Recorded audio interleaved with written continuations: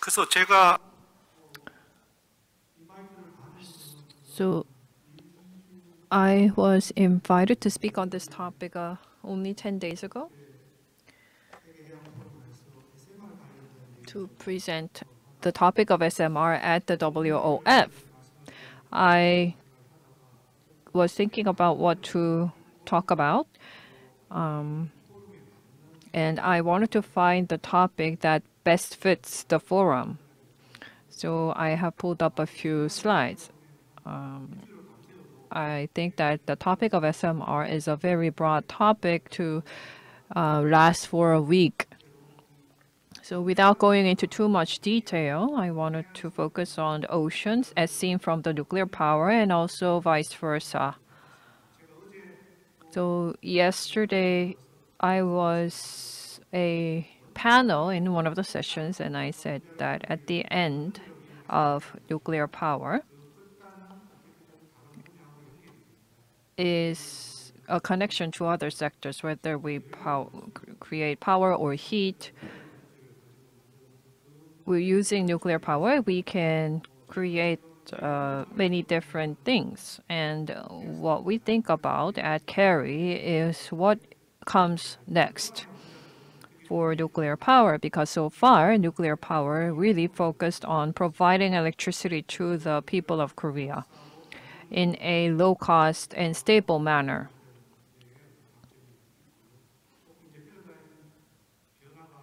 And paradigm started to shift to go beyond electricity supply and to make wider use of nuclear power, because internationally we think of nuclear power as a flexible source of energy by being combined with renewable energy.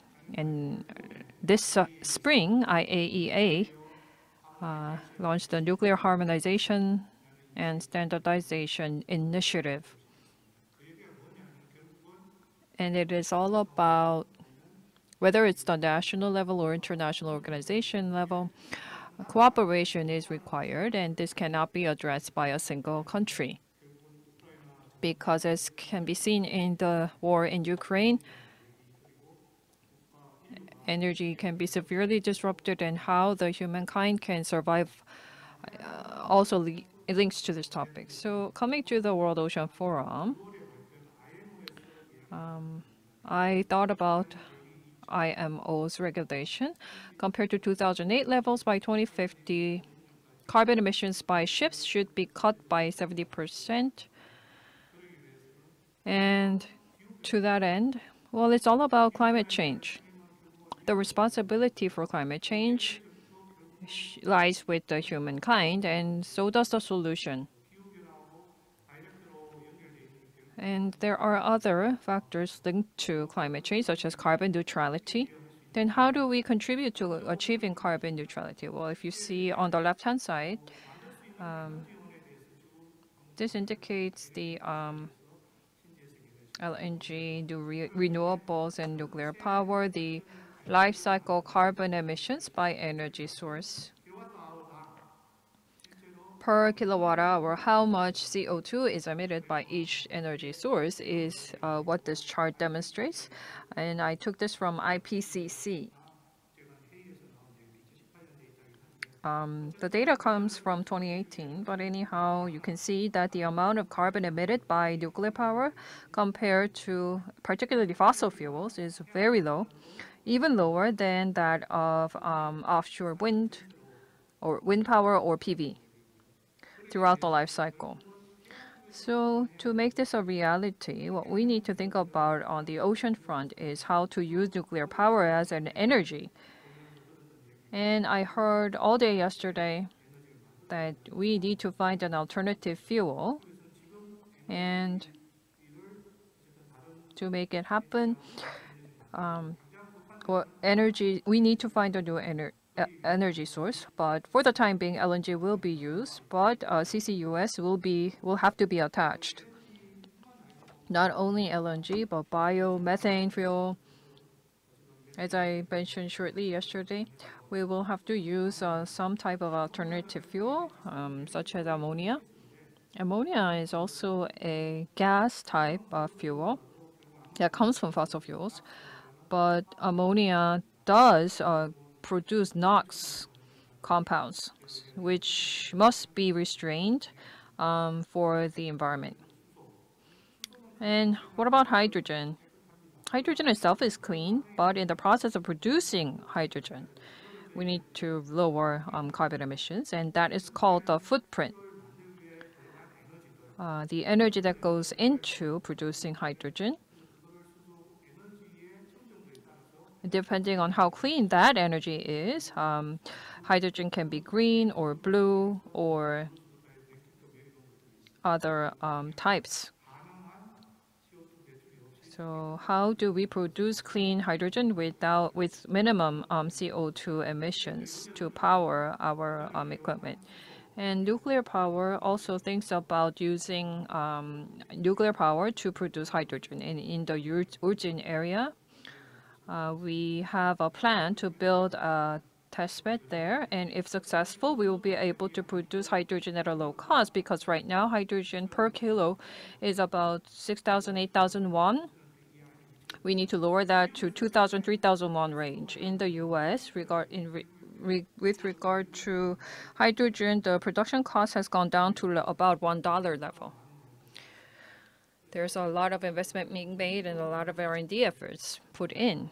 Electricity is also something that we need to think of, because we think that electricity can only be applied to coastal ships. In a way, nuclear power is an amphibian because it began from sea. During the Korean War, President Eisenhower gave a UN speech suggesting a peaceful use of nuclear power, and so the IAEA was established. And as we joined IAEA in 1958, during President Lee Seung-man's days, we started developing nuclear power. And so Kerry was established in 1959. And as you can see on the left-hand side photo, that's the Nautilus, which is a nuclear-powered submarine launched in 1954, and right now it's been retired. So nuclear power development began in the ocean, and this Nautilus was the first ship propelled by nuclear power, and the power became larger and larger, and in 1978, we built the Kori number 1, which was the very first light water reactor built in Korea, although it is being decommissioned now. 28% of total power is provided by nuclear power, and globally speaking, the share of nuclear power supplying out of the entire energy mix is about 17%. Nuclear power development in Korea began with SMR, but then we enlarged to achieve economy of scale. So we needed to produce power at a lowest cost possible. The reactor built in Korea is OPR 1000 or APR 1400. 1.4 gigawatt of electricity can be produced from this nuclear power plant. And recently we have been exporting these types of power stations to Poland. And more recently, the key word has been SMR. SMR development has started 10 years ago, but in the last 3 to 5 years, SMR has become a really hot topic. Canada is a front runner in SMR. I think Canada will be the first country to adopt SMR. And there are 70 startups working on SMR. Half of them are light water-based SMR, and the other half are non-light water-based SMR. I think Canada may be the very first country in the state of Ontario by 2027 to adopt SMR. And in the US, the NuScale SMR is set to be commercialized, and those two will open up a new era of quickly replacing coal plants. And because SMRs are small, they can be applied to the ocean or the space behind the moon. Because SMR is very small, this is possible with microdata. So R&D has already begun, and national budget is already being supported for that project. So SMR is literally the small modular reactor. So once you attach SMR, well, you can enlarge it, you can make it smaller. It's very flexible. And what's good for being small? It means better safety because the amount of nuclear fuel that goes into the reactor is small, about 10th or 100th of what usually goes in. And even if they leak, we can immediately respond. So back in the days, we wrote the car model was Pony, but now SMR is more like a Genesis model. So 1/3 of a billion possibility of accident coming out of SMR. So that's a very safe technology. It's like hitting a small planet out in the space. So legally speaking, we need a pilot. So 1 or 2 pilots will be required for SMR propelled ships, and gravity, gap in pressure, QET. So self-control during an accident will also be attached to an SMR technology. And AI, 3D printing, these types of technologies are all used for SMR. So to develop SMR this June, a pre-feasibility study was passed for ISMR to replace large-scale nuclear power plants, led by the Ministry of Science and ICT. And by 2028, we will be getting an approval for technology, and by 2030, we will come up with a version that's exportable. So not only Korea, but in the nuclear community globally, SMR is truly the hottest topic. Then applying SMR to the ocean has already been done, particularly by Russia to submarines. There are 150 submarines powered by nuclear power with their engines, and these submarines are still active. And there are aircraft carriers. 100% of our aircraft carriers have SMRs.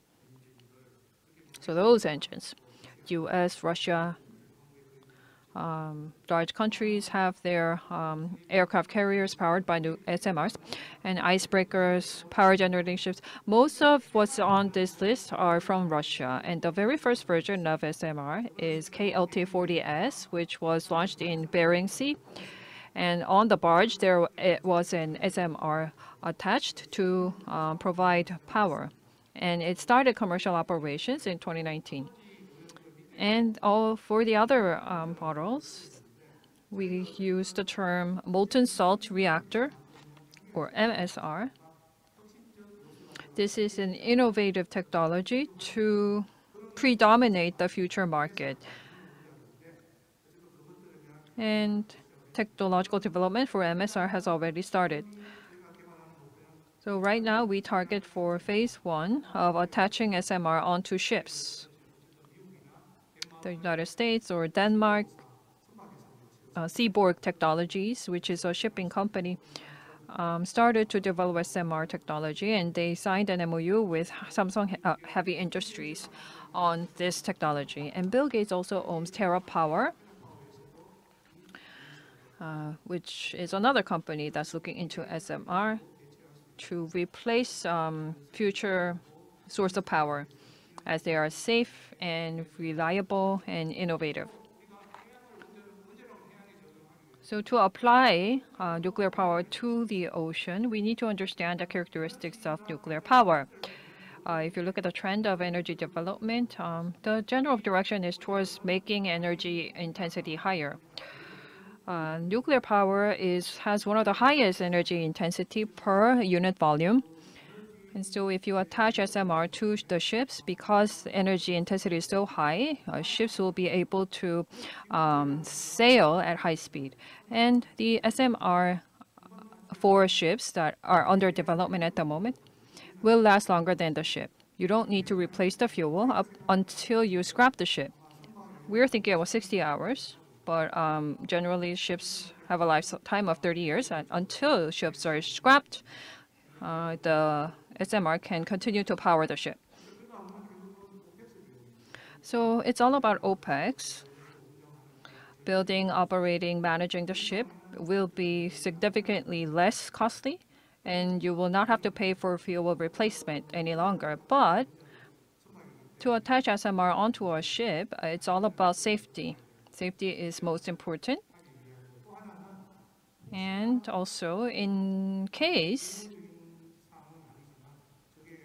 and this may be a very unfavorable issue, if the ship is hijacked or if it founders, we already have a technology developed to address those situations. Because in that case, the nuclear reactor will be immediately deactivated so that it wouldn't function any longer. And what's important and what we always talk about is to regulation and technological development should go hand in hand. The IMO, or I mentioned IAEA earlier, those organizations need to work on harmonization and standardization. Nuclear power will be standardized to reduce cost. And this is my final page. The SMR to be applied to ships, in our view, would be MSR, the molten salt reactor. This is Gen 4 reactor. And in my view, I think MSR could go beyond Gen 4. Nuclear fission, until nuclear fission is used as a nuclear power, I think the ultimate form of nuclear power will be MSR. So I call this a Gen 4.8. The fuel and the cooling agent itself are one and the same because the cooling agent is melted in the nuclear fuel and there cannot be any possibility of accidents. And because this MSR can burn its own highly toxic and radioactive element, it is very safe, and the high-level radioactive waste will be minimized. It eats its own energy. And this reactor, as I said before, has up to 60 years of replacement cycle. So once attached to a ship, you don't have to replace the fuel until the ship is scrapped. So that's the type of reactor that we are developing. And in terms of national defense, this is the type of reactor that they want to apply to military bases. So going forward, the war will be about energy. And also for the ocean, MSR will be attached to ships. And of course, we need to ensure non-proliferation. Non-proliferation always follows reactors because we need to be ready in case the reactors are hijacked. In that case, we need to be able to deactivate the reactors, and even if the reactor falls into the wrong hands, they should not be able to use it to develop weapons.